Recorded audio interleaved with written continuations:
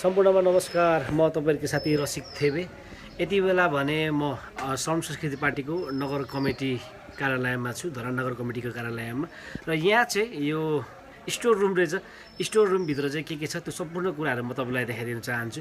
यहाँ मैले देखिरहेको छु इतिहास रच्दै गर्दाखेरि धरानका श्रमदाताहरु मात्र नभएर देश विदेशबाट धरानदेखि बाहिरबाट आउनुभएका श्रमदाताले समेत कुखाको पाइप एकपटक हैन दुई पटक चाहिँ हैन तान्ने क्रममा खन्ने क्रममा प्रयोग भएका औजारहरू चाहिँ यति मजाले मिलाएर राखेको रहेछ।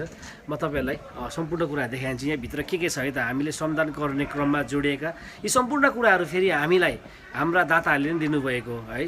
उहाँहरूले पठाउनु भएको आर्थिक सहयोग, उहाँहरूले दिनुभएको निर्माण सामग्रीहरू नै हो र कसरी मजाले यहाँ म्यानेजमेन्ट गरेर राखिएको रहेछ र के रहेछ ती कुराहरू तपाईलाई म देखाउँछु। भिडियो हेर्दै गर्नु होला।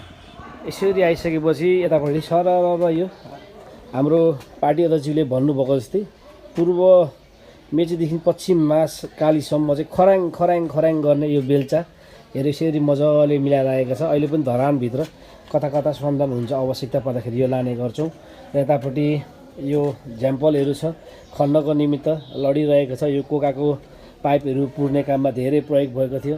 यसरी तगारीहरू राखिएको छ है, मिलाएर तगारी राखेको छ भने डोकोहरू यो हेर्नुहोस् न ल हम्बर, यहाँ हम्बरहरू छ। यहाँ डोकामा हम्बर राखेको छ। यो गिटी कुट्दाखेरि प्रयोग भएको धरानको निर्माण तपाईको सामग्रीहरू यो जुन त्यो संरचनाहरू बनिँदै गर्दाखेरि यो सरसफाइ अभियानको लागि झाडुहरू यहाँ अझै पनि यहाँ गैतीहरू छ है, लगाउन बाँकी छ। सबै सहयोगी दाताहरूबाट आएको र जेनेरेटरहरू है, जेनेरेटरहरू पनि छ। यो कोकाको पाइप चाहिँ जडान गर्ने क्रममा प्रयोग गरेको जेनेरेटरहरू थुप्रो छ। स्पिकरहरू छ र चियर यता पनि सानो विभिन्न साइजको जेनेरेटरहरू चाहिँ यो चाहिँ भिर पाखामा बोकेर हाम्रा श्रमदाता भाइहरूले हाम्रा खानेपानी बोर्डका केही कर्मचारीहरूले यत्र ठुल्ठुला यो जेनेरेटरहरू, यो पाइप जोड्ने मेसिनहरू थुप्रो कुराहरू छ यहाँ। र यो श्रमदानको बेला खाजाको लागि तयारी गर्दा आवश्यक पर्ने भाँडाकुँडाहरू, थालहरू, कुकरहरू थुप्रो कुराहरू छ।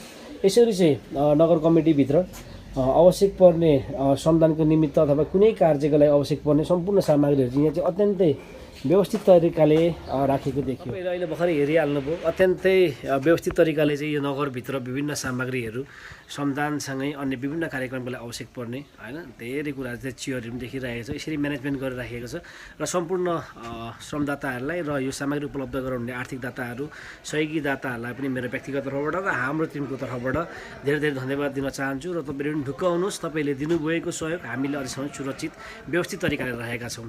धन्यवाद।